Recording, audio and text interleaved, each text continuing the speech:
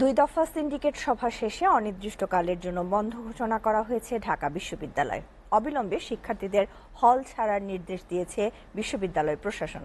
তবে এই নির্দেশ প্রত্যাখ্যান করেছে আন্দোলনরত শিক্ষার্থীরা। এদিকে পুলিশি বাধা উপেক্ষা করে ঢাকা বিশ্ববিদ্যালয়ের উপাচার্যের বাসভবনের সামনে কোটা আন্দোলনে নিহত 6 সহকর্মীর গায়েবানা জানাজা অনুষ্ঠিত হয়। পরে প্রতীকী কফিন নিয়ে মিছিল করতে গেলে পুলিশের টিয়ার শেল ও সাউন্ড গ্রেনেডে তা পণ্ড হয়ে যায়। তাইফুর রহমান তুহিনের প্রতিবেদন।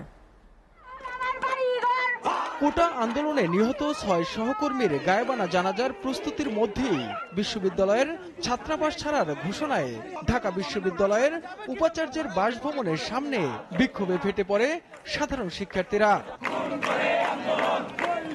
কোনোভাবেই হল ছাড়বেন না বলে জানান তারা। বর্তমানে ক্যাম্পাসের যে পরিস্থিতি, হল ছাড়ার মতো কোনো পরিস্থিতি নাই।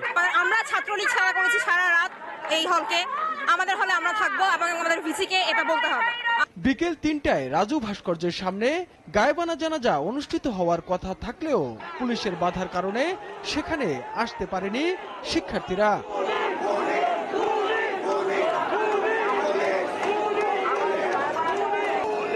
ফলে বাধ্য হয়ে উপাচার্যের বাসভবনের সামনেই অনুষ্ঠিত হয় গায়েবানা জানাজা। জানাজা শেষে সাধারণ শিক্ষার্থীরা প্রতীকী কফিন নিয়ে টিএসসির অভিমুখে রওনা হলে তাদের বাধা দেয় পুলিশ।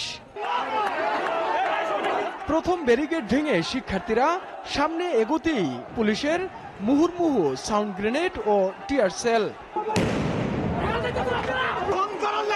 পুরো এলাকা পরিণত হয় রণক্ষেত্রে।